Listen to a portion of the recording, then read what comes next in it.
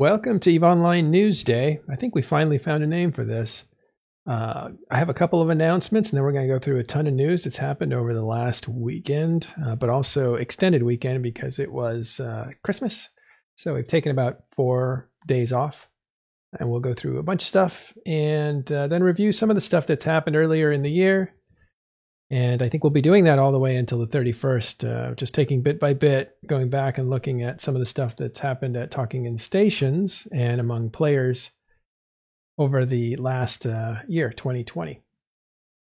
Okay, our first announcement. Let me bring up the screen here. We are going to start podcasting these shows so that you guys can listen to them if you want. And hopefully that...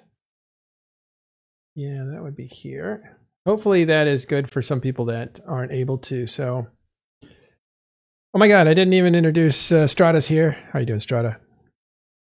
I'm good, thank you. I think everybody would agree that Matterall had a well-deserved break over the Christmas period. So, you know. Thank you. It was nice. Lots of family time. Forgot what they looked like. Gregorian is here too. How you doing, Gregorian? I'm all right. Awesome. Gregorian did not take a break because he was writing me all through the break as he was doing things. So, dedicated man, that Gregorian. Okay, so the first bit of news is exciting for you guys, I think, and also for us. We've decided to make the podcast version of this news day. So you'll be able to catch that if you're listening to it now. Hello. So you can find that on Spotify right now, but it is not on Apple Podcast yet because it's under review. It takes about 3 days. So you'll start to see that at some point, but you need to look for it right now since it just barely got up. We only have one episode here. This is the Noros interview that happened on the 23rd. Very good interview. He was very giving of information. Some interviewers clamp up, but he was kind of saying some things. So that's a good one to start with. And then this one will be the second one, and then we'll go on from there. Hopefully by January 1st, we'll be at a running pace with the podcast. But you can check that out on Spotify. It's called EVE Online News Day, and it's coming to Apple as well. It's also at 6 or 7 different other things. And I think it's hosted on, I'm sure it's hosted on Anchor, but I don't... Here it is. I'm not exactly sure how to give that. I guess right here. So I'll put that in links now. And so you guys can help me spread that around. Thank you. Okay. Another piece of news. It's kind of fun is we got partnered on Twitch. It's not something we tried for, except when we first started, like, you know, the first few months we thought, well, let's try to partner. And then we didn't really revisit it. But I think about 3 months ago, we applied again, and it just took a long time. So congratulations to all of you guys for being here and helping us get to partner with Twitch. I'm not sure what that means, but I think we get to hold videos a lot longer. It used to be 2 weeks. Now we can hold them for 2 months. So that's pretty good. And we get some emojis, so we'll have to work on some artwork and some fun stuff for you guys to have. But yes, we're officially partners now with Twitch. We were partners with YouTube as well. And we're going to do both. We're not going to just go to YouTube. We investigated that option, but it ended up being a little too risky. But I do believe in the YouTube platform. It's great for commenting, and it's great for searchability and all that kind of stuff. But this is better for actual streaming, so we'll do both. In fact, we'll do 3 things. We'll put it on podcast as well, and that's the idea. Actually, we'll do 4 things. We're actually going to write down what's on this show and put that out in a newspaper inside the game, as well as put it on our website in article form. So there's a lot of work to be done to keep this thing going. But thank you all for being an audience. So it's everything but printing something out and getting it to your doorstep. So. Yeah, we're working on that too. Just kidding. All right, so let's go into some of the news that's happened. First thing is CCP released their last pulse for the year. This one was 15 minutes long, so it's a review for them all year long on, I'll just play a little bit of it while we talk. That's CCP Mirage. Underrated CCP dev, I think, because he's terrific on camera, and he's such a soothing personality for such great, artwork and music that happens and stuff. But they go through this end of year special. They talk about the quadrants. They talk about, it's not bookmarked, but they talk about how the Eve is expanding to different localizations. I think they talk about content creators. Or some of the big stuff that happened, like resource distribution. So you should check that out if you haven't. We're actually in there talking in stations, which was kind of fun. See if you can catch our cameo. There's the video that you can watch later.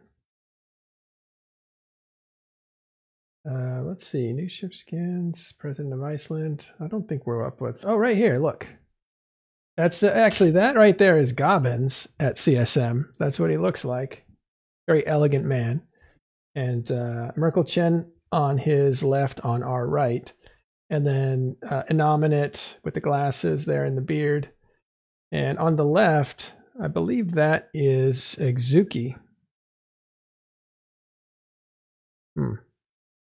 Could be wrong. I think it is. And then right behind him, I don't recognize that nose. Don't know who that is. But anyway, yeah, so that's CSM, and that's Gobbin standing up giving a presentation. Those are the kinds of presentations that, and this is CCP Rise, and Gonvig looking bored as hell.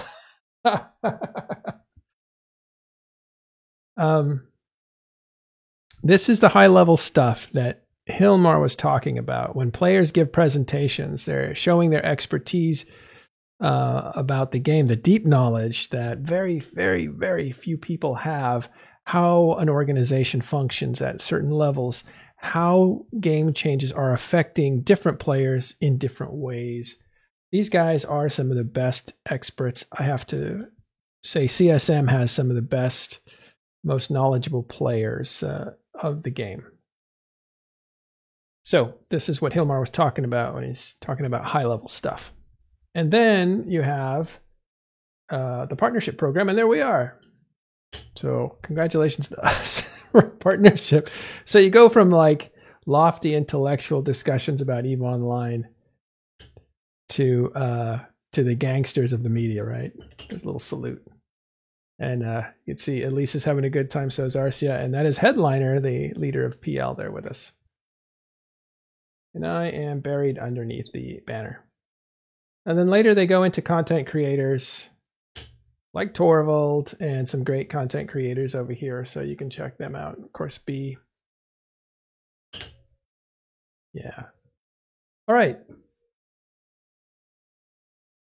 That is the EVE Pulse. Check that out. And now let's go into some player news. Strada, do you want to help me out with this first one? Yeah, sure. So, I mean,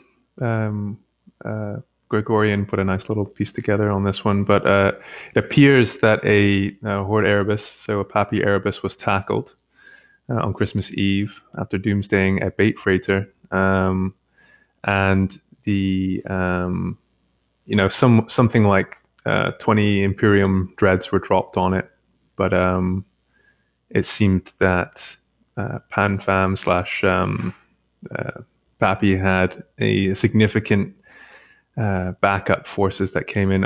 I don't know if we have a good understanding of how close it came to destruction specifically, but it got through armor, although there was a second Titan with a Phenom about to pop when it got saved, so it was about to go through hull when it started catching.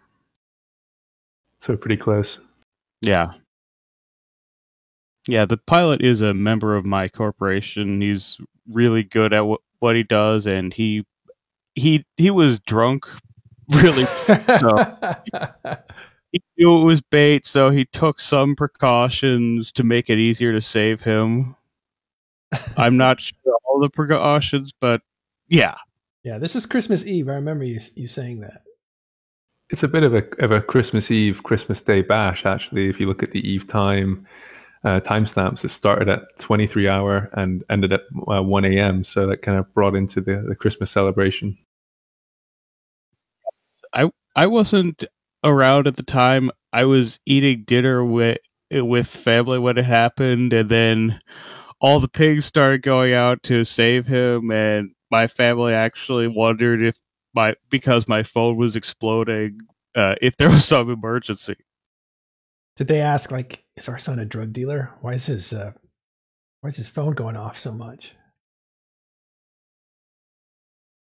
I guess not. Probably not, right? Probably not. Sorry. But yeah, so it looks like, again, Imperium lost about 20 dreads, and in total, I think I amounted to 68 billion ISK lost. And despite the slip up, the Pappy forces only lost 369 million ISK. So, well, that's not much. Not too bad. Yeah, that's a heck of a wow. It's a heck of a feed, isn't it? I mean, I don't know if you call it a feed because I don't know what died there, but 70 billion. I mean, that's crazy. Like, look at that efficiency, 99.5% for Horde and Test or Pappy. That's an amazing efficiency, but I guess 70 billion versus... Yeah, 70 is enough to come out positive against if you kill the Titan, but unfortunately for them, they didn't.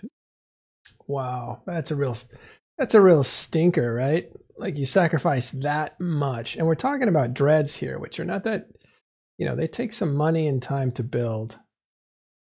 To me, the star of the show has got to be the point and newt Rorqual. Is this a tactic that gets used often? I've seen that more with low-sec hunter groups like Ivana. Yeah, Ivana does that, and Snuff does that. They hold freighters down in a way that the freighter can't possibly escape.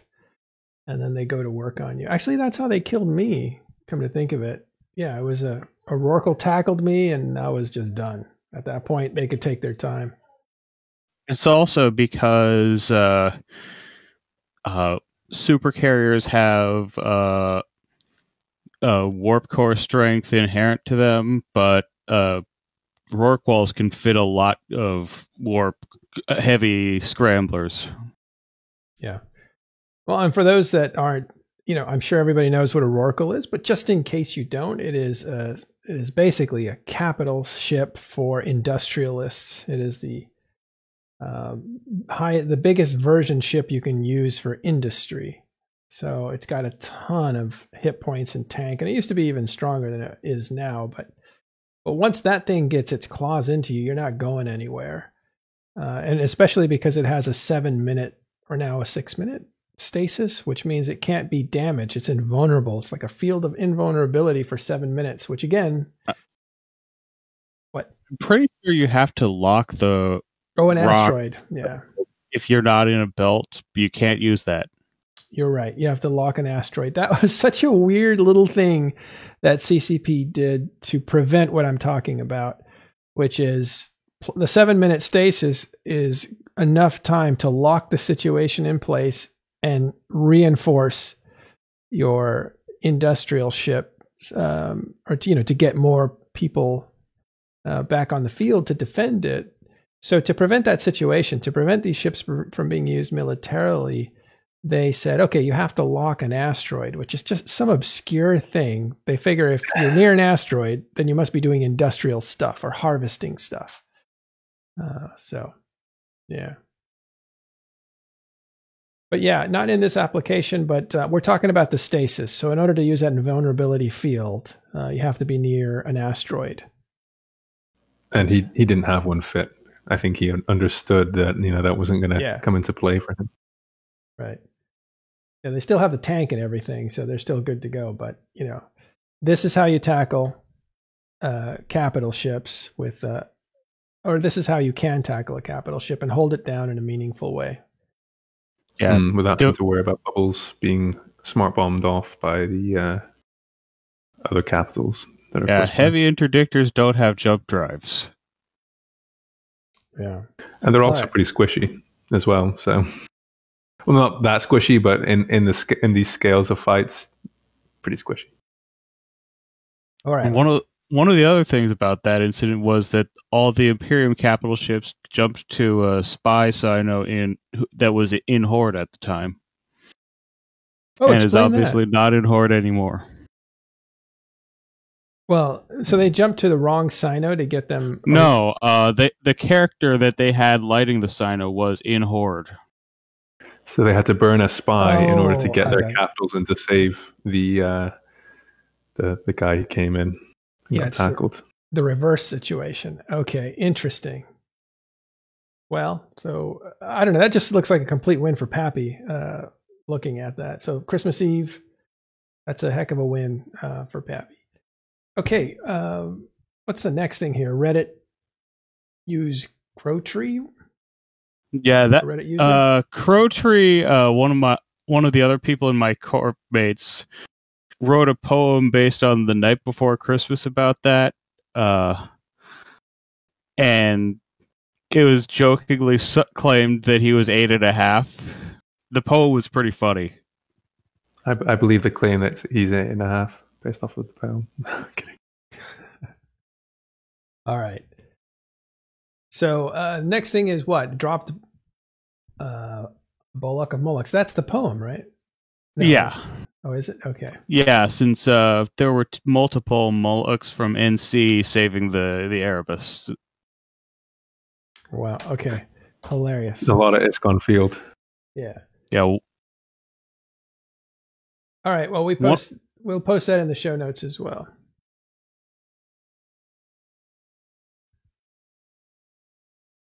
All right. So it looks pretty good. Let's go to. Oh, I wonder if this is somebody. Okay.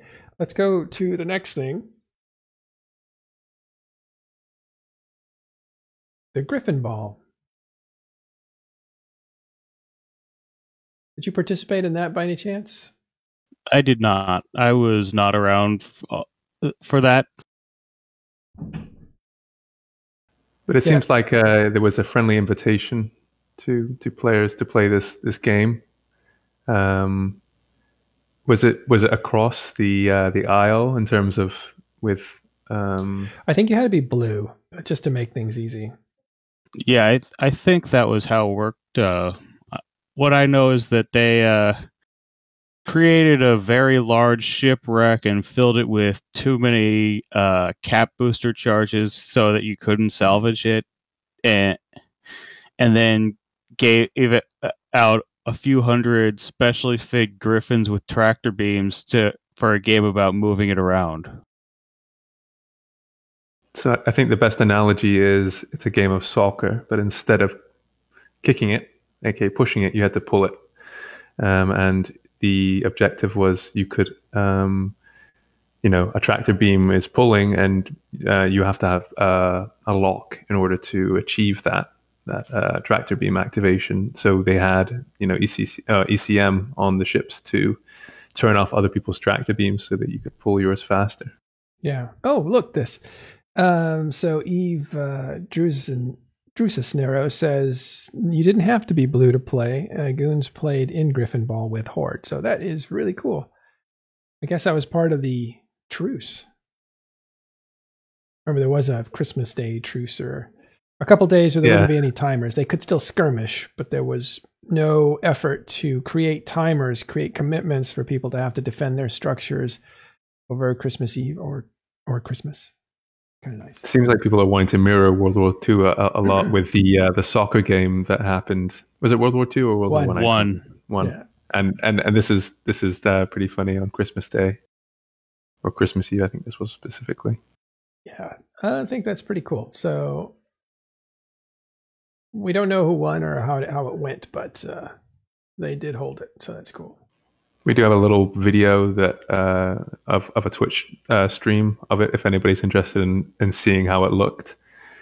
I thought it was quite interesting from the standpoint of like people using this sandbox that this game is to kind of make their own game entirely outside of CCP's game development.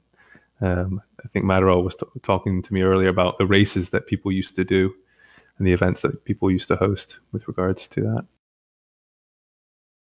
Yeah, early on in EVE's existence, like in 2003, that's like months after it launched, right? So there's all kinds of crazy stuff happening in EVE Online, bugs, whatever. They're fixing all that. Players already started to make emergent gameplay, so they created death races. So you'd have to race from one system to another to another. And in the process, your friends could gate camp your competitors and stuff like that. So it was kind of rough and brutal and simple. It wasn't too complex, and there wasn't a whole lot of worry about being fair or anything like that, because it was all new. It was all experience. And that's what Hilmar was saying at the fireside for CCP. As the CEO, he's looking back at EVE Online, and he said, really, EVE Online has a certain nature, and there are some things in the game that go against the nature, some complications to make things easier or more fair. And he doesn't like that. Like asset safety, for instance, is something that is just a construct of almost like player service to make sure they don't lose everything all at once. It's good for player retention, but it makes no sense in the grand scheme of what EVE is supposed to be, which is a landscape where players do what they want to do. And so he was kind of reminiscing about sovereignty and how sovereignty should really just be, hey, if you can hold that system by holding the gate, then you own that system. It's not an issue of planting your flag and having some mechanics that preserve the system for you while you're away when you sleep. That doesn't make any real sense in the game. So that's what EVE was like when it first started, much like EVE Echoes is now, where it's a Wild West. People just do things, and you basically, if you can do them, you do them, and if you can't, you can't. But there are no mechanics to try to balance out activity or fairness or any of that kind of stuff. It's more brutal and less refined, but there can be, I think, you can do more interesting things with a less buttoned up game or anything like that. You know, the more rules there are, the more creativity is required in order to do new things. I think we've seen, like, the people who you see a lot of creativity coming from over the years have been people like Rooks and Kings, and we've seen videos of them finding ways to quote unquote break the game, but, you know, basically play a game and find ways to take advantage of mechanics. And I think that's one of the fun things about the game is trying to figure out how to beat your opponent using the rules that exist. Yep, sure. They have a really good movie studio, Rooks and Kings. They make some great movies. I fought against them a couple times, and they were good, but they were a lot better on film, if you know what I mean. Yeah, it's a very romanticized. You got some nice voiceovers, and yeah, they tell a good story. We'll say that. They tell a great story. Yeah. Okay, what else we got here? So that's the SketchUp tutorial on Twitch. All right, FedUp. FedUp organized fundraiser to help Alliance member feed his family for Christmas. What? That's a heartbreak. Oh. And, you know, we're in a pandemic situation, and that is very, very, very possible. FedUp is Federation Uprising. They're part of the Gallente. Yeah, they used to be part of the Gallente militia. Now they're part of Legacy. Yeah. Man, this kind of story is crushing. But it's also heartwarming, right? Like, this is great. And this... it's nice to see the community stepping up, and I guess it kind of shows how close-knit, you know, some of these EVE groups can be with regards to, you know, like real life transactions of money, not in the negative way, of course, with RMT, but this is, you know, people helping other people who need it, you know? Yeah, that is really cool that they did that. So that was Federation Uprising. I think they're part of Legacy right now. They were. Yeah, they are. Mm-hmm. Yeah, they've been part of Legacy for a while. Yeah. And I don't know if it's big enough to read. It doesn't really matter. Anyway, good for them. That's a really cool thing to do, a meaningful thing to do.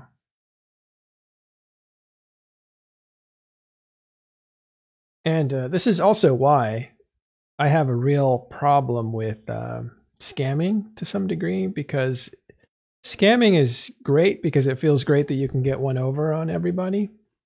But what you are doing is you're tearing at social fabric, and it rips, and it becomes unable to hold anything because it has too many holes in it. In other words, if you destroy trust for your own gain, the social fabric breaks down, and you're not able to actually be a community. So it's almost why you need to punish corruption in officials much harder than just your violent criminal. Well, we have the opposite problem, right? Like white collar crimes, complicated, they never get prosecuted. They're down so much now compared to what they were before. Like you can white collar crime your way all through Christmas of next year, you're fine. But if you do any street violence, then you're done. And it really should be the other way around, because the trust that you're breaking down is incredibly valuable. Incredibly valuable. So this is why I hate scamming and that kind of stuff. Like I don't appreciate it unless it's very complicated and interesting, but smash and grab, that just destroys people's ability to work together. I think, there's to some extent a benefit of seeing what a breakdown in trust is, just to remind people how important it is to have that. Without trust, I was in a fleet the other day and somebody just traded me a ship. Mm-hmm. And it's like, well, if I don't give that back, cool, I've made 200 million ISK or whatever. But like in the grand scheme of my EVE career, then me being a thief is now going to look bad on me. So to some extent, we do have these checks and balances in the game. You have a reputation, you have a character. Mm-hmm. But it is a shame when people come into this. And I think it's a lot of new players who might do it because maybe they get the over romanticization. Like in other games, you can't scam people because the GM will, in World of Warcraft, will just take your stuff and give it back to the other guy. Whereas in this game, it's kind of, you're allowed to destroy the reputation that you have at your own risk. And you may not be able to after you leave that corporation. Even if you do manage to join another corporation, if they find out what you've done in order to achieve what you have, why would they ever give you the rights to their corp wallet or whatever? You've now kind of bought your reputation there. Yeah. And, we always say like, well, EVE has, because this is something that Zelmex there says, or actually it was Nick. Yeah, Nick Bison was saying EVE players can be solid jerks, but in the game, they're generally really great folks out of the game. I'm reminded recently, because my son started playing a different MMO, one with an avatar that he could run around with. And people are very nice to him in that game. They're very cooperative, and I don't think they're allowed to scam, so I don't think they do. And he's just had really positive experiences. I was thinking, well, there's something to that too, right? Saying, look, the nature of a video game doesn't allow you to be terrible to one another. And maybe that's the secret sauce for EVE Online, but I thought it was kind of interesting. Yeah, I definitely think there is a place for civility, but I don't know, the connections that I've made in this game, the strong ones at least, have been made over tiers to some extent. You lose something or something happens to you, and it's a commiseration. Excuse me. You feel bad for the person, and you're either you both could have been involved in this tragedy or whatever, and it's a bonding event. So I think there is something to be said for those things. I've noticed in other MMOs, you don't get it unless those bonds unless you've done something difficult, right? So Yeah. you need the adversity, I think. Otherwise, it's kind of nothing to bond you together. All right. So good for them. That's Fed Up doing something really good. Not a scam at all. Helping out their court mate in a real way. Something to be real proud of. So yeah, from what it looked like to me, someone said that he had to take a break from the game for real life, so they reached out to help him, and they did, which that's a good thing to do. Right on. Okay, let's see. Hard Knocks gets a Vendetta kill. Well, Hard Knocks loses a Vendetta. Yeah, sorry, to no value. Along with 2 Nicks, but man, that Vendetta is so expensive right now. I think I explained this, that this is the only faction ship that requires a lot of build materials, which means because the prices of building materials are high, the Vendetta goes up in price exponentially, basically. So it's now, I think, worth 180 billion ISK, when generally these things were selling for 80 billion ISK not long ago, a year ago, basically. Pretty big loss. Judging by the actual kill report, you look at other kill mails with supers and that sort of stuff. There are, I don't know, maybe 25 individuals involved in this fight here, which it's kind of refreshing to see large ships being used with small numbers. So you can, each of you have a bit more of an interesting time of it. But the other team did seem to have no value, had three Titans and what's that, five or six supers of their own. So probably a pretty interesting fight. Do we know of because in the notes it says that these guys have been ganking other players with these ships, and that's why they are, Hard Knocks are a wormhole corporation or alliance, and they use these ships to gank others in their supers. Do we know whether or not this is a failed gank on their part or a bait? I had heard that it was they were showing up to third party on a some structure's timer, but I'm not quite sure what the details were. Okay, well, but yeah, they used to rent out the drone regions, and they had left a few of them left super capital ships in there to hunt after they moved out of renting it out. Wow. Yeah, somebody points out that it wasn't much tank on this. I don't think he was expecting the tank. Look at that. Yeah, supers for the kind of stuff that they do, which are usually not tanked. The idea is usually to do max damage and fast align and warp and at max damage and get off as fast as you can. Yeah, and so this does have looks like faction navigation modules here, like the inertia stabilizer and the hyperspatial accelerator, and variations on those, and then just some damage modifiers for their drones, right? So this is, that's an officer mod that you dropped there. Hit and run. Let's see what they dropped. Yeah, 9 billion for an officer mod.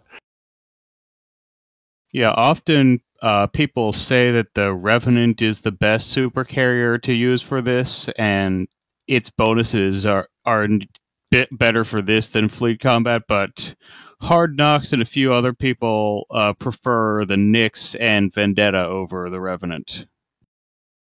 Do you know why? I don't know enough about how to do this to fully understand the reasons. Yeah. Yeah. And the preferred Titan for this is generally the Ragnarok, because that's the one that you can most easily make go fast. Yeah, that's the fastest one. And that one's absurdly fast compared to the others. Okay, so Hard Knocks losing a Vendetta. Again, Vendettas are super expensive right now. So that is worth 2 Titans, basically. Okay. Imperium confirms war bonds, and this happened on the Fireside Chat, which happened on Saturday. The Matani was again giving his chat to his crew. We don't have it to play it today. We'll maybe play it tomorrow. We can dissect it over a longer period of time. But besides doing the moral, what do you call it, pep talk, they did kind of get to a point where they're saying like they're going to actually do war bonds coming in January, I believe. So we'll have somebody can correct me if that's wrong, but the war bonds things was an idea floated a few weeks back as something they may go into. The idea is to ask their players that have a lot of private money to convert some of that private money and put it into the alliance's pocket so they can use it to pay down some expenses that are coming their way, like a lot of the cores that need to be put into structures in early January. That's the deadline for that. That's going to cost hundreds and hundreds of billion of ISK to do. And you don't want your war chest going to that effort. So probably the bonds are going to help offset that so they can keep their money focused on the war effort. I think that's the idea there. Yeah, I mean, the way that they talked about it was a liquidity issue, right? If they lose a battle in the near future and they've just purchased a bunch of cores, then they may not have ISK in order to actually refund SRP things, or even just purchase new ships for people or minerals to replace things. Madarol, what is the date? Is it January 4th, or when do the cores? When are they required? It's the 6th, I think. I thought it was the 11th. Yes, the 11th. Sorry, the 6th is something else. Oh, yeah, that's the Georgia election, I think. 12th. Okay, 12th. We'll take the 12th. That sounds... Yeah, 11th or 12th. But... Yeah, the 5th is the end of the event that's going on right now. And the 12th is probably correct for when you're supposed to have that done. I'll check it out in just a second. I also want to pull up the economic report because this is something that it's not what I was looking for. Monthly economic report, EVE Online for November. Thank you. Be more specific. You know, Google is not what it used to be. I'm starting to use Bing a lot more, to tell you the truth. I'm going to start using Bing because it just seems more accurate. And I've been a lifelong Google user. So talking about the economic report, though, it's going to be interesting to see the amount of ISK that is going to be sunk into these because you have to use raw ISK to buy these from NPC Market, I believe, right? Mm-hmm. There's going to be a massive amount of ISK sunk into these objects once January, was it 12th? I think you need to put them in before that, right? And the 12th is when a structure, if it doesn't have a core, will become vulnerable, right? That's the issue. It's not vulnerable, it loses services. It essentially you can't tether to it, and you can't use fitting, so it can't be used for war reasons. And so it becomes essentially useless to use it as a platform to defend yourself with. And I think that's what happens when it doesn't have a core. It doesn't necessarily weaken it or make it more vulnerable. Because they had those changes before where they said if you didn't have fuel yes. It would go into the vulnerable state, right? You could kill it in one go. Yeah, if you don't fuel a structure, it will get weaker and become extremely vulnerable. First, it goes into a low power mode for a week. And then if it still doesn't have fuel, then it goes into an abandoned state. And at that point, it can be destroyed right away and everything in it drops as loot, for sure. But not having a core, I think, doesn't allow it to online. But also takes away your tether and takes away the stuff that you would normally use in the structure, like fitting and clone bay and repairs and stuff like that. I don't think you can use it. So essentially, it's a dead structure. All right. What was CCP's rationality behind this? Again, I know they wanted people to have more. I'll explain I'll explain that in just a second. I just want to show this slide that I brought up here. This is actually wealth in EVE. This is the money supply. Total ISK available to active players, not inactive players. But I want to show that green line up here.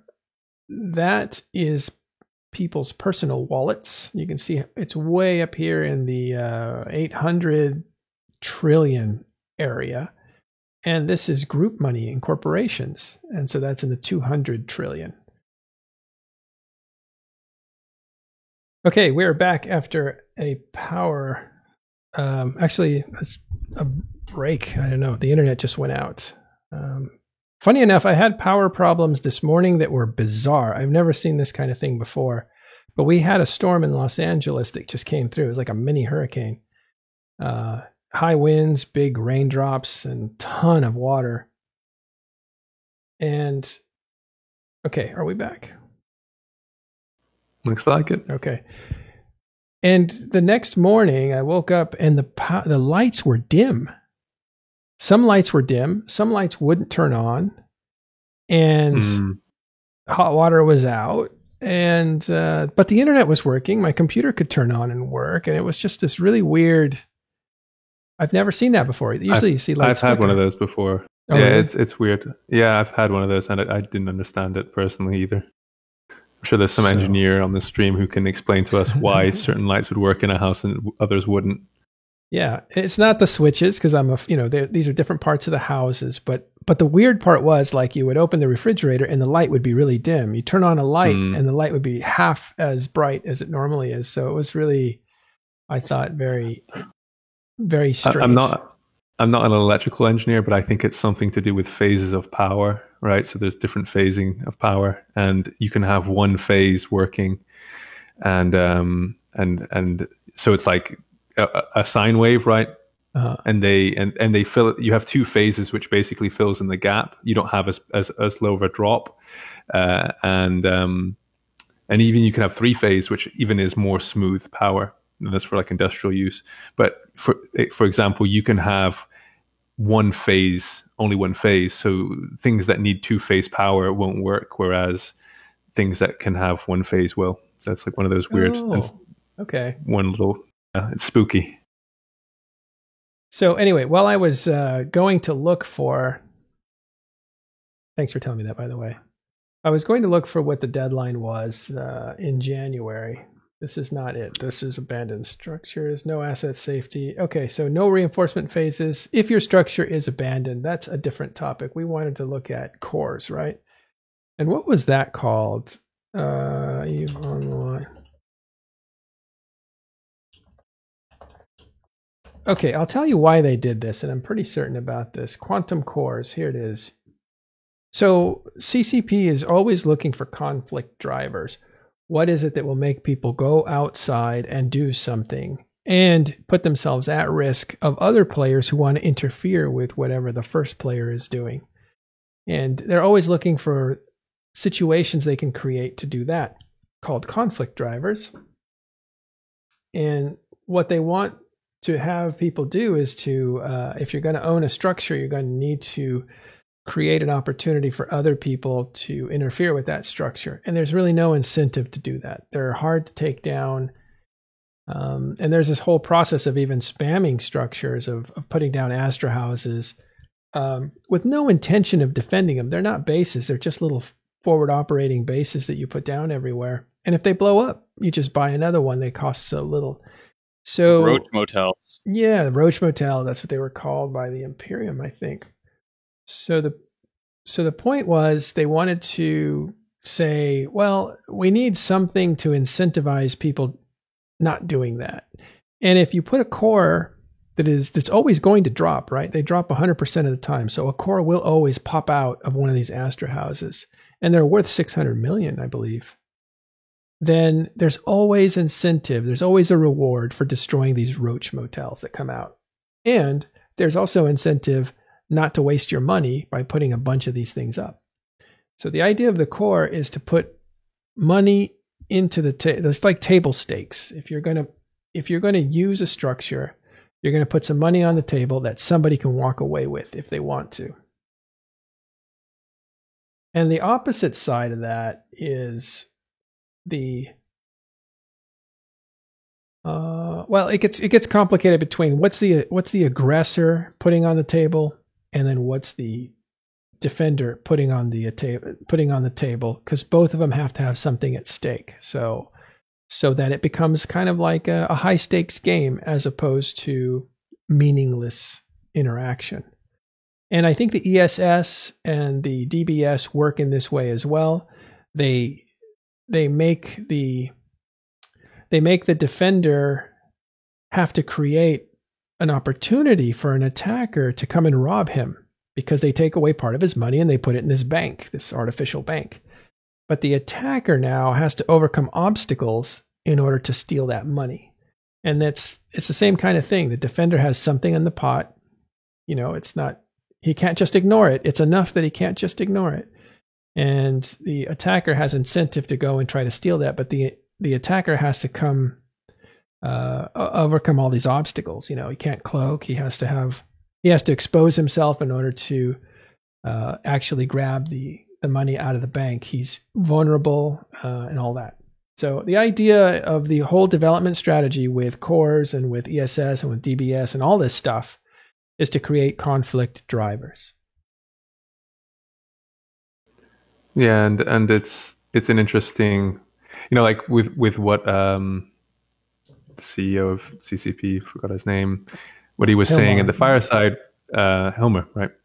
And he wants to get rid of, well, I think he'd like to get rid of asset safety. I don't know if at this point they can roll something like that back. But, theoretically, one of the rewards could have been, well, you get whatever's inside the Astra house. But I guess at the end of the day, there could be nothing in these Astra houses. And, what CCP went through, that whole thing of, requiring fuel, otherwise they'd go vulnerable. So you could blow those up pretty easily. And now they're going, after some time, allowing people to get these cores inside of the structures. And this has been like a whole rollout period for them to allow players to, get their stations ready. But, it's finally coming into effect.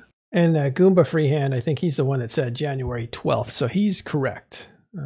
January 5th is the end of the Christmas party that's going on right now, where you can make a bunch of money if you're doing the Winter Nexus. That ends January 5th. So does your chance to pick up login rewards. But on January 12th, that's when your structures better be cored up, or they will lose. I think it's right up here, or actually, they will lose consequences. Where's the consequences? They're supposed to be here.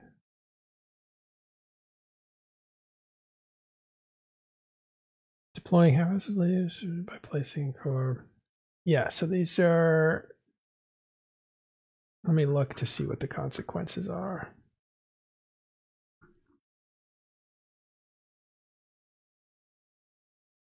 Yeah, once the core is installed, when necessary, default 24-hour phase.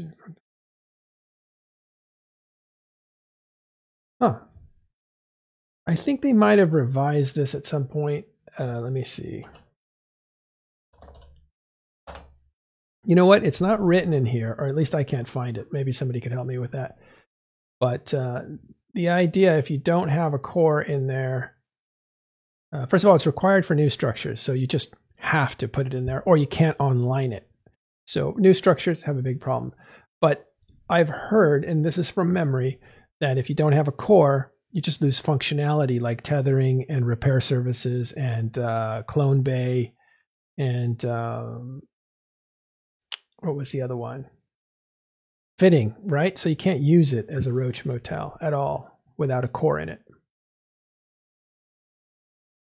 But it's interesting that these items will, especially for the lower end ones, almost double the cost of getting an online structure. So like an Astra House right now is around 720 million ISK. So you're adding another 600 million ISK to that. So it's but it's probably a good thing. They were probably too cheap for what they could do. Yeah, so services offline, but I think, and I'm going to trust Goomba Freehand, because he was right about the 12th, that these things fall into a vulnerable state. In other words, they become low power. I don't know. This was not on my plan, so I need to review this and get back to you guys on how that all works, because that is going to happen on the 12th. So we'll check it out. Yeah, let's see. Well, this is no tethering, no asset safety, no reinforcement phases. This is all actually if something runs out of fuel for longer than a week. That's a different thing. Okay. I got cut off when I was talking about this, but the idea that players have 4 times as much money as corporations, it shows you why war bonds are a thing for the Imperium, right? Because they would essentially have to take their military money and use it to core up these structures so they don't all lose their services and fall into low power mode.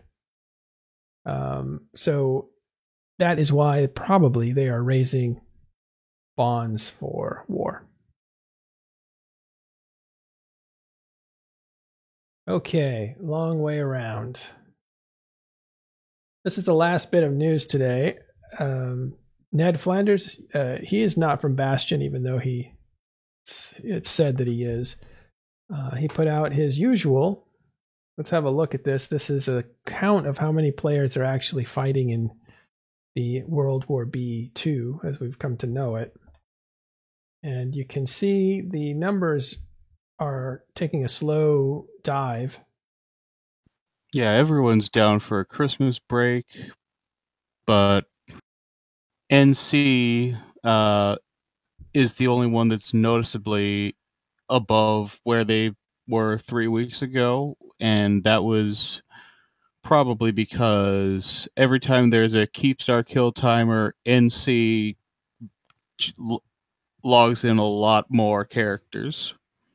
Yeah, you want to be on that kill mail, right? Yeah, like interesting thing about that Keepstar timer is that not only was it Bob's home system, but which a lot of Bob corporations are NC, but the NC character which got the killing blow was from a Bob corporation, Dice. That's my corporation, my old corporation, Destructive Influence.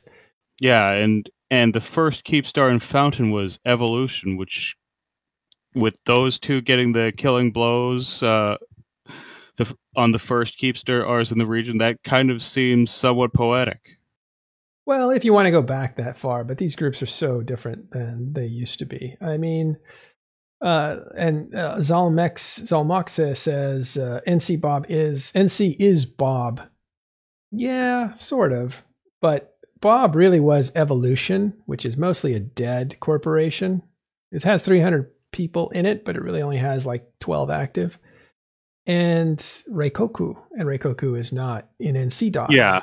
The CEO of Reikoku has said a couple of times in response to talk of Bob possibly coming back that without Sir Mole, there will be no Bob. Yeah, I mean, he was synonymous as that really gruff, growly talking leader that literally just pushed people around. He was an ass. He was hard to like play with, but he was doing it, and everybody was following him, and people follow success. But he was a tough leader, tough, fair, loved, all that other stuff. But he was, it's not like he was a great, charismatic, loved character. He was a tough sergeant kind of guy. Anyway, I guess he was kind of like Gigax was later. Well, I think Gigex was much better to his guys. I mean, he was beloved. Gigex was a beloved old school FC. And even people that worked with Mole sometimes are like, he's a hard ass. He's hard on you. But here's the thing. NC Dot has a lot of alliances. They grew in order to meet the demands of the new EVE Online. When NC formed, it was really formed out of Atlas. And I thought it was Triumvirate. And Triumvirate. I was about to say Triumvirate. Triumvirate had Doom. So they brought a lot of the PvP power and the capital power. But Atlas brought a ton of the resources. And they had, I think Smell actually was the lead corporation for NC Dot for a long time. And they were from Atlas. And they had the organization. And they had the paper, not the paperwork guys in a bad way, but they were the guys that brought the organization, that set up the SRP. They set up the functionality, and Triumvirate brought the FCs. They brought Vince Draken, and there was a bunch of guys that were in the Doom Corporation, which was a great corporation for kicking butt. That was NC Dot at the beginning. DICE and Finfleet, which were the other two alliances, and Bob actually went over to a group called 401k, which were it was called the Retirement Club, because a lot of these guys were kind of coasting. They weren't really,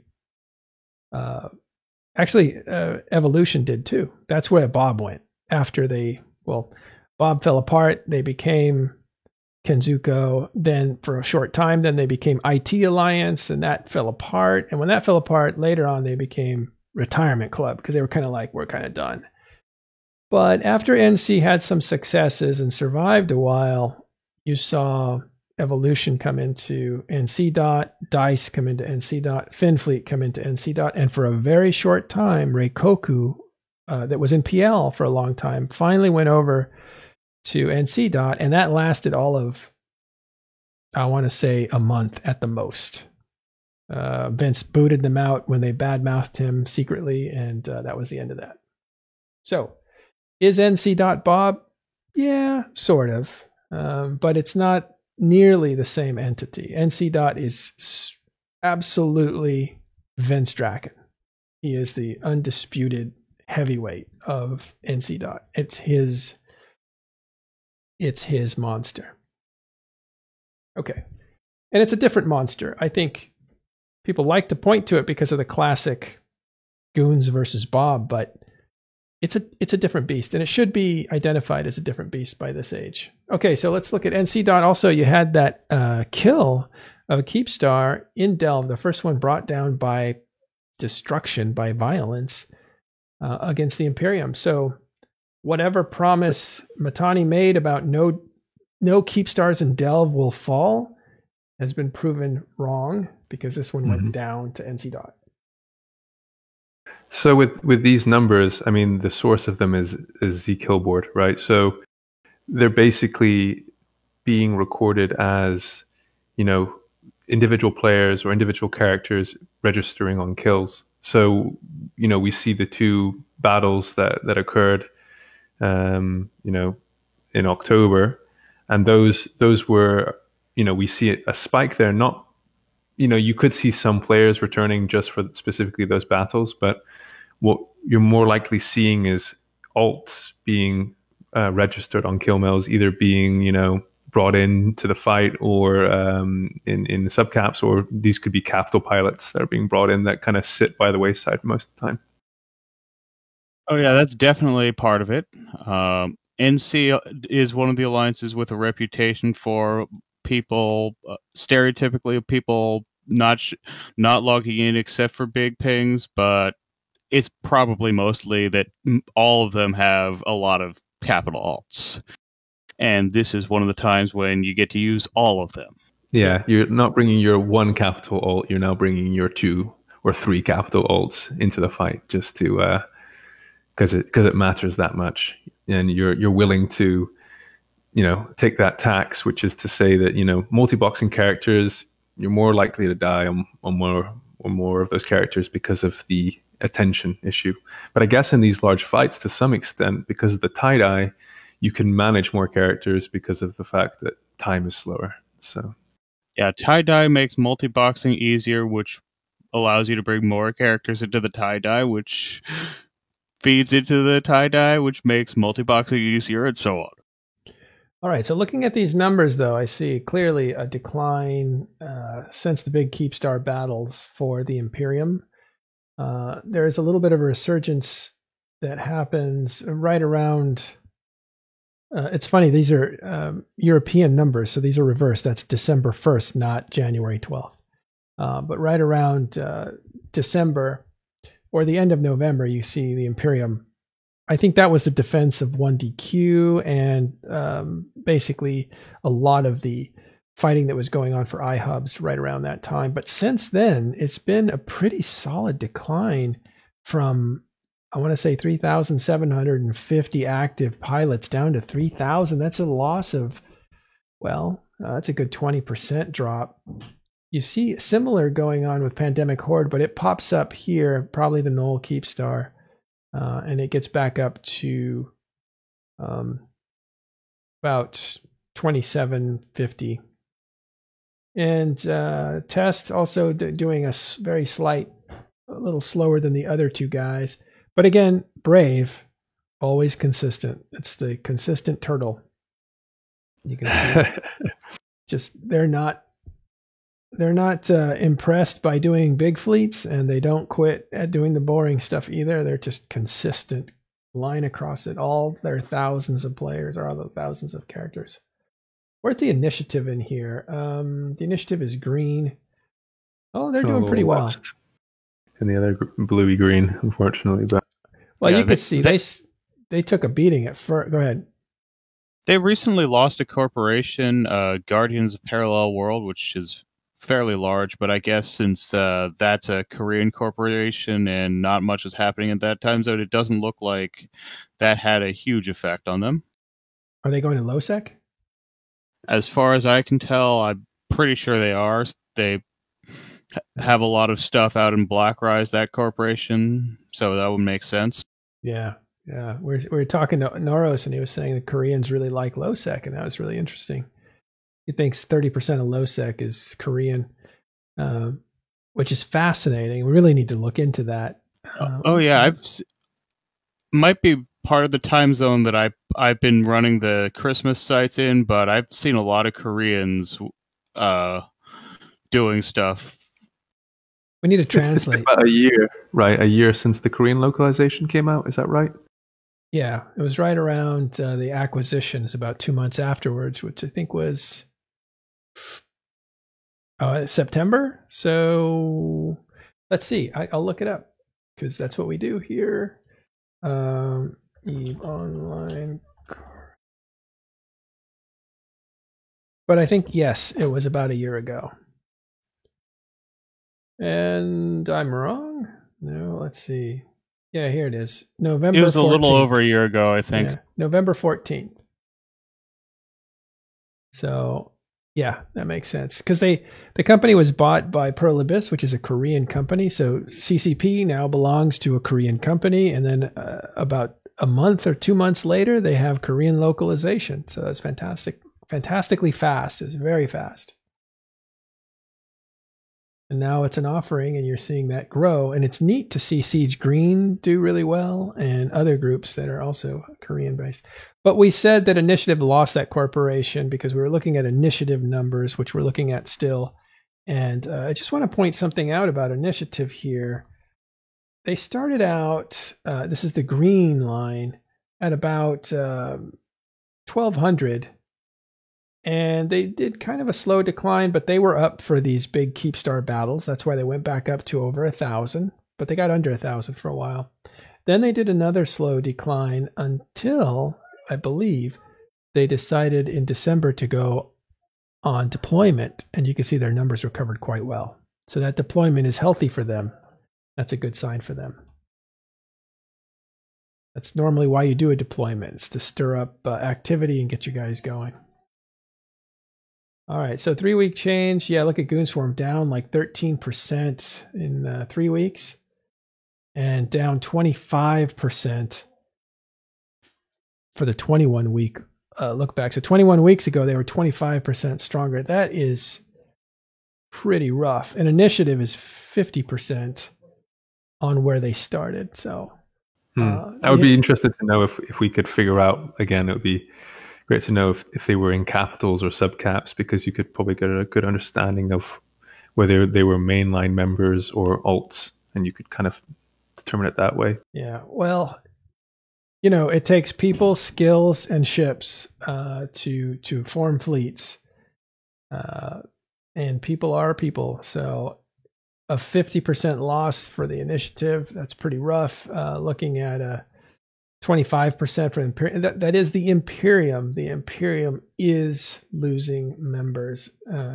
at least active PvP members. And we know that from just knowing the people that are leaving, and that's just natural in war. There's nothing too extraordinary about it, but those are big numbers, and those are real numbers.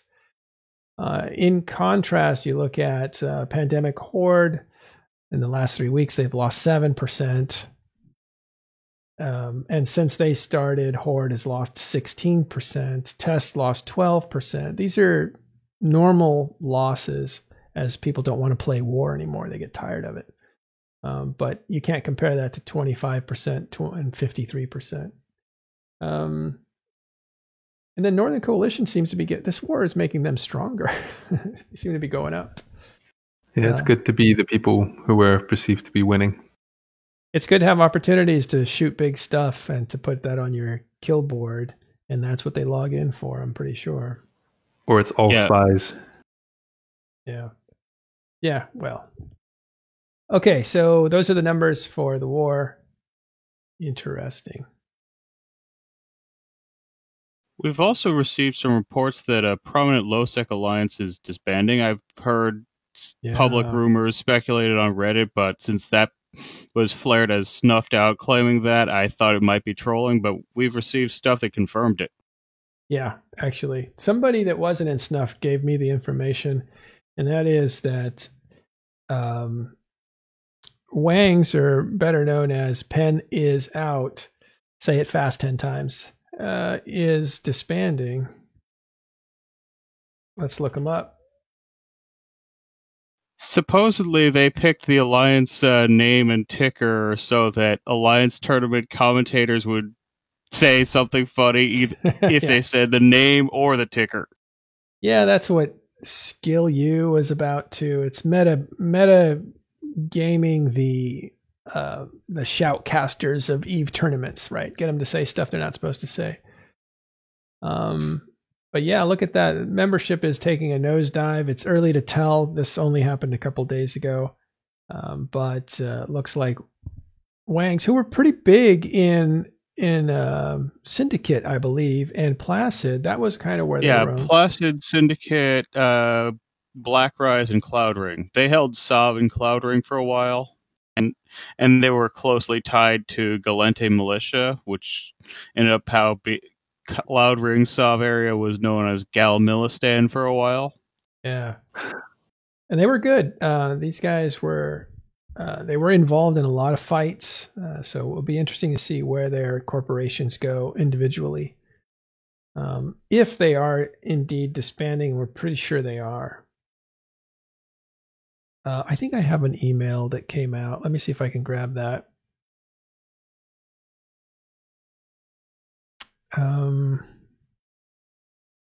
And I forgot who sent it to me. Oh, here it is. Okay, let me put this on screen and then maybe we can look at it. I'll just make it a little smaller. I don't think that's readable, so I'll leave it big. Yeah, so this is the announcement from the Nate at Nate Altall. He's one of the leaders. I don't know who is the executor, but he's one of the higher ups and one of their FCs. Yeah, so he says, TLDR, it's really not that long, though. Wang is done. Alliance will be kept open for tournament stuff. Talk to your leadership for what's next. So everybody needs to talk to their corporate leadership. Why don't I just read this? I think it is quite, and so this is me reading what's being said to the Wang Alliance. I think it is quite well known at this point that I don't find EVE fun anymore. The time commitment required for the reward of fleets I like to do is not there anymore and has not been for a while. Over the past year and a half or so, I haven't really played much, only popping in for occasional fleets and playing from Discord. I had once hoped that Wangs would work out with me, and I want to thank those who tried to make it work, especially MP and Choppa.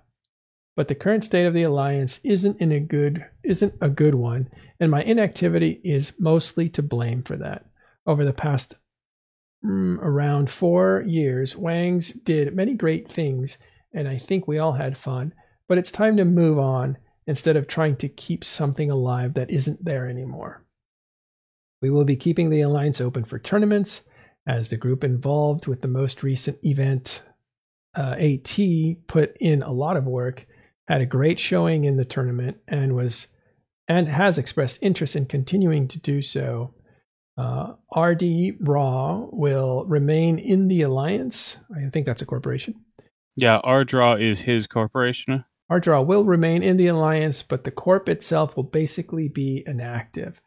We will pull down structures to protect the assets of longtime members who are away from the game and may come back. Please have clones and whatever assets you need, whatever assets you want moved to NPC stations by January.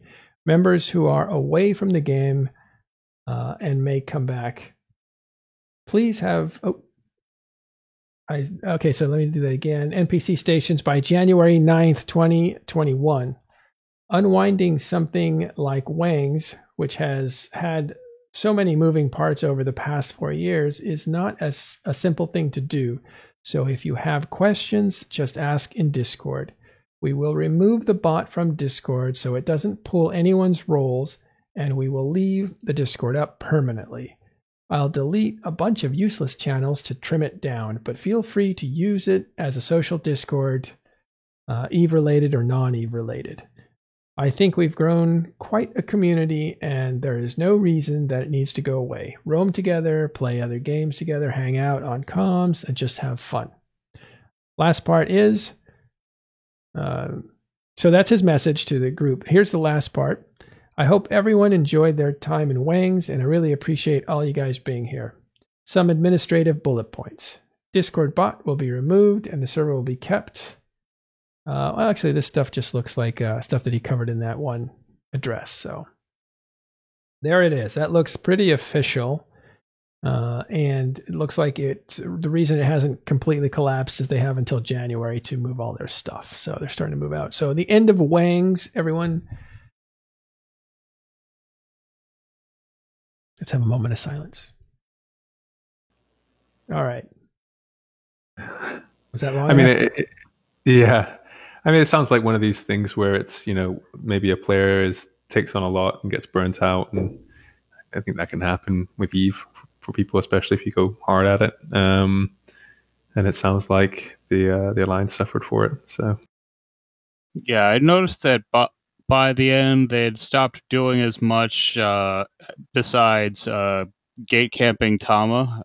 I mean, they could still form a pretty good fleet of caps and slave battleships, but they stopped doing as much of that by the end. Yeah, well, that's too bad. They used to weigh in as kind of a counter to Snuff and low-sec groups. But those players, that want to stick with EVE Online aren't going anywhere. They're going to join other groups and make them stronger, or start their own, even better.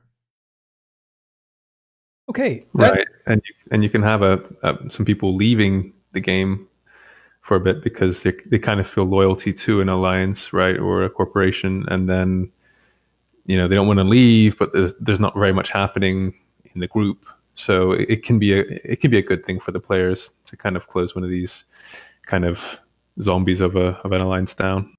Yeah. All right, guys, thanks very much for listening in today. Sorry, we had a technical problem where we broke this stream in half, but thank you for coming back. Appreciate that. There is this one last thing I want to do, and we'll just go over it real quick, and that is the end of the year review at Talking in Stations. I originally wanted to do a little bit of a walk back on some of the stuff that was happening, but I'm out of time, so I just want to throw back real quick to the beginning of 2020, right? There was no COVID in the United States that we knew about. It was something interesting happening in Wuhan. In fact, somebody that I know lives in Wuhan and was telling me, he's an EVE player. He was saying, hey, I'm in Wuhan. And I was like, no way, what's going on there? And this is before Wuhan even shut down, right? So it was just a mysterious thing that was happening. But that put the COVID virus on my radar early on. And that's why we had a lot of early shows when people needed them about what COVID was and what to look for and how to protect yourself and how seriously to take it. So we did a lot of that stuff, and we called those shows, because they were about real life, we called those quarantining in stations, or quarantine in stations. And it was just a way of having a discussion around real life stuff that was bigger than all of us. But as far as EVE Online, the year started out in a different way. We were looking at, one of our episodes was called Nobody Expects the Test Inquisition. And what that was Test joining in on what we call the Dead War against the Dead Coalition. Now, the Dead Coalition used to be Guardians of the Galaxy, right? Guardians of the Galaxies was famous for, well, many things, but one is holding Deckline up in the north, but also making a deal with the Imperium in order to survive, which was not appreciated by some of Dead Coalition's allies. So NC Dot and Horde especially came back to destroy Dead Coalition. And in the process, Test joined into that fight because Vili declared he did not want Sort Dragon to be on CSM again. So he was going to destroy Sort Dragon's alliance and voter base to knock him out of the CSM. And what's interesting, if you look back on it, it worked. Yeah. And that was when I started thinking that that if there was going to be a big war happening soon, it would be Test and PanFam against the Imperium rather than Imperial Legacy against the Imperium. Yeah, so I think I might have been right. Yeah, well, the interesting thing was it seems now that was a bit of a dress rehearsal for what would come next, right? I think that was a vengeance war, for sure. And I think it was convenient for Vili because he didn't want Sort Dragon to be on CSM. He felt, I think he was counterproductive. That was an easy excuse to get Test to work with their enemy Horde and their enemy NC Dot and their enemy, special enemy, Pandemic Legion, to fight, together, to kind of get them used to that idea. I thought that was really interesting. And everybody could agree on the target. So the problem is that war was over fast because once Fraternity jumped into that war, it was over. Like it crushed. Because the reason is Dead Coalition was able to survive for many years. Whatever Sort Dragon built, because he's from Australian time zone. He's English, but in Australia. He had the leadership ability to put together groups that were in the Pacific, which allowed him to control a certain time zone, the Australian time zone, really well. And so anything that you could do to him in the US time zone or the EU time zone, he could survive in the Australian time zone. But once Fraternity weighed in on that war, he lost that time zone control and all the structures came down after that. So Fraternity really, really made the difference in the Dead War. But it was interesting to see Vili in there. So that's what was going on early on 2020. And we know 6 months later, Vili decides to dissolve the NIP with Imperium. And at that point, you knew the war was on. Okay, and a few other things that we did at Talking in Stations is we had an interview with Inner Hell, the feared wormhole group that quit and then came back to EVE and has since quit yet again. And that might be the last time they quit, who knows. But Inner Hell, for a long time, in many forms, dominated wormhole space. I think it's one of the most interesting and lethal groups in EVE Online. So we had Cara Cobre on. She's a streamer, but She is, I don't know what the relationship is, but she's with the leader in real life. And we had Mortis Divalan. He's an FC for Inner Hell. And we had a translator because they were speaking Russian. And so that was kind of cool. Mr. Edmonton, the translator, is the leader of the Russian part of Pandemic Horde, and he's one of the main FCs of the Europe, that time zone for Pappy right now. He also, when there's no strategic objective going on around, it is constantly pinging Cormorant fleets. Oh, okay. Yeah, he was our translator. We actually had 2 translators. He was one of them. I haven't talked to him since then. Going to talkinginstations.com. You can catch all these interviews on our website, right? That's not that's the back door. I want the front door. Please. That's it. All right, so you can do a search and you can just put in Inner Hell.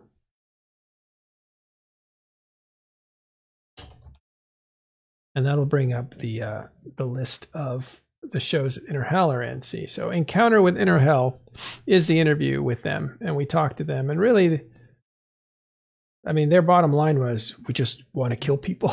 It's like, hey, resist us if you can. We're just going to kill you. Like, we're out to kill you, and we're out to fight anybody who's willing to try to survive us.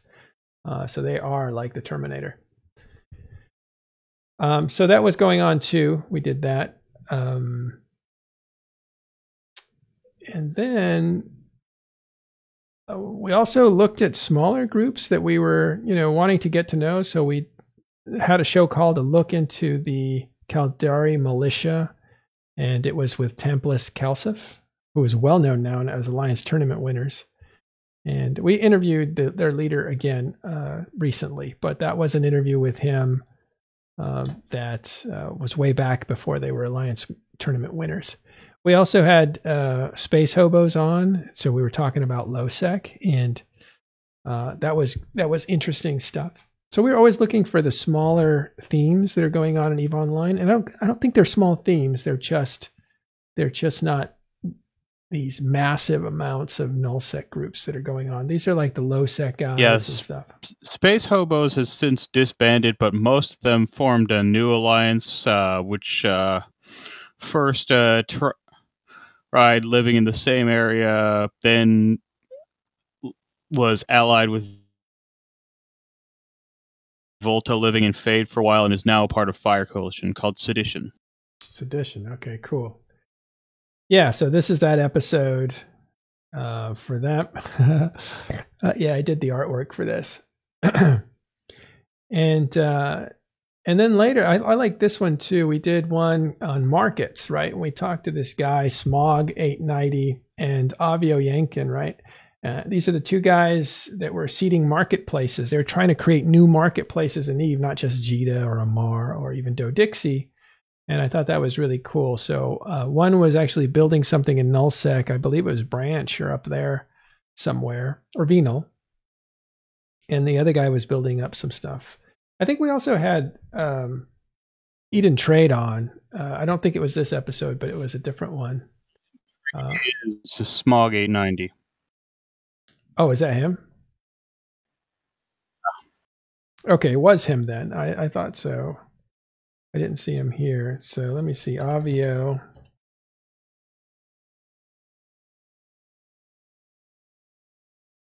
What was it? Markets. Avio Yakin, who had been running stuff up in Venal. That's it. Yeah.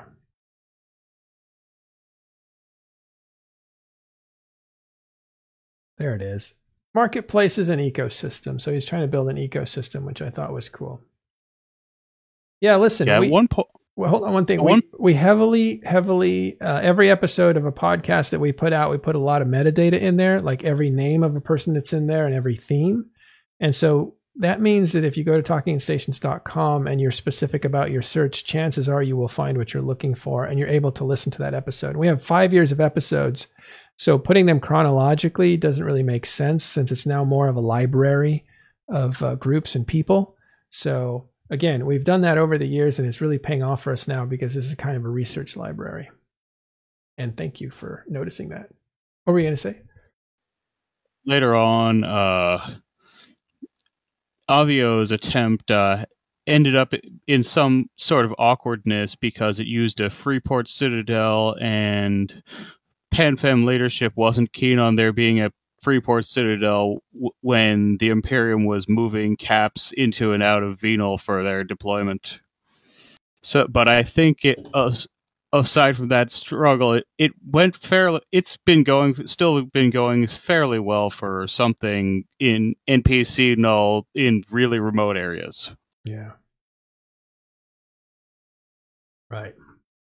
So anyway, so that was January and February. I think I can run down. Actually, I have a different way of looking at this, which is a lot easier for me if I can find it. I've opened so many windows now.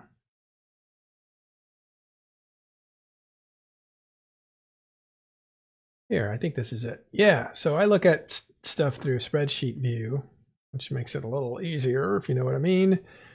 So some of the other shows that we had, we did 100 shows, but some of these are actually Pando. I think like 12 are. So it's not just us, but we've done a lot in 2020. I'm happy to say, and I'm proud of the crew.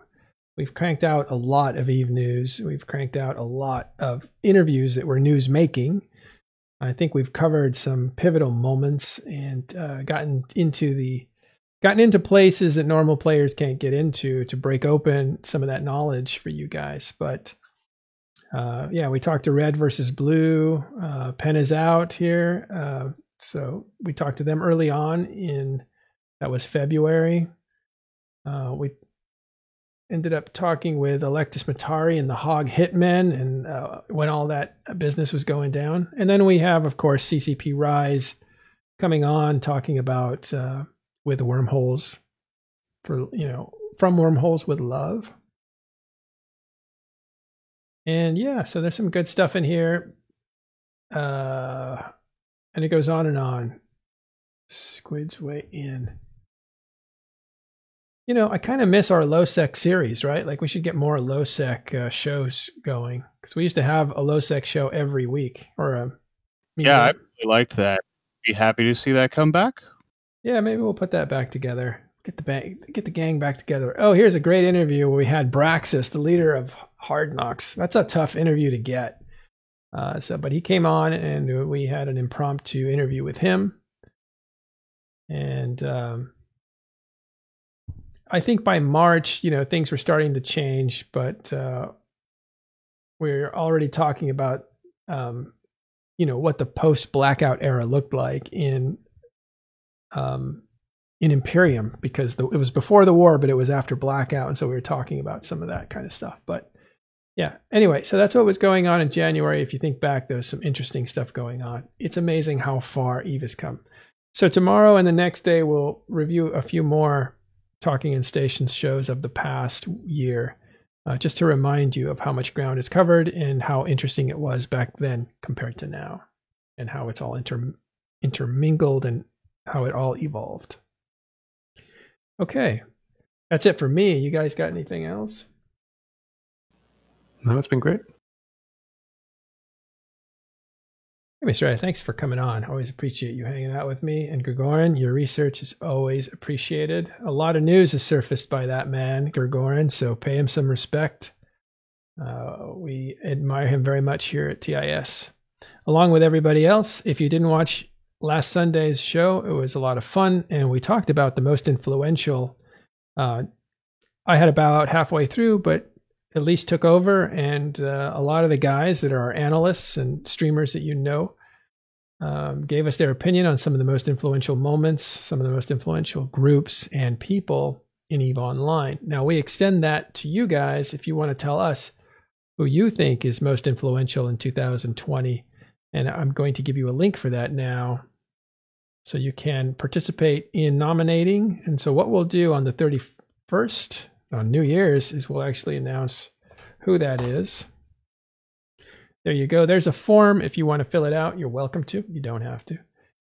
And then from the people that we nominated at TIS, we're going to pick the winners. We'll have that decision made. And then on the 31st, we will dedicate the show to actually either interviewing them or talking about them. Those are the winners and the moments that are the biggest in 2020 EVE Online. So look for that. And we want names from everywhere, not just big names, but we want, like, if somebody did something interesting and it's not been surfaced yet, we want those names too. So nominate whoever you think made an influence, made an impact. Okay. All right, everybody. Thanks very much for hanging out with us today. I want to remind you, we made partners. So I don't know what that means exactly, but subscribe to this channel. Use your, what do you call it? Prime. Yeah, Prime subscription. Prime subscription to this channel, if you don't mind. We're collecting those now. I guess we're going to do that. And if you want to really help us out, you can go to patreon.com/Matterall. That supports me and my efforts. And also we'll look for other ways.